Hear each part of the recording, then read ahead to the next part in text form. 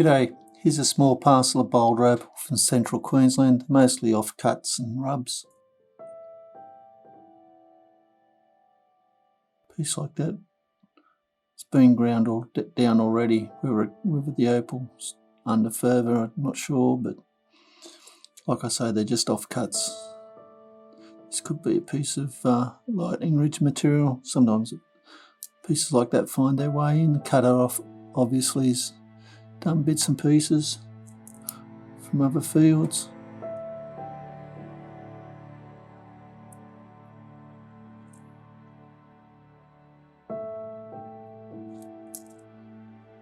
I'm not showing the whole stone because they are basically faces.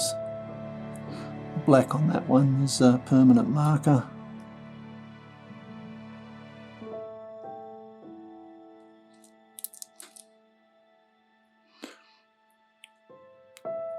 Just small stones generally.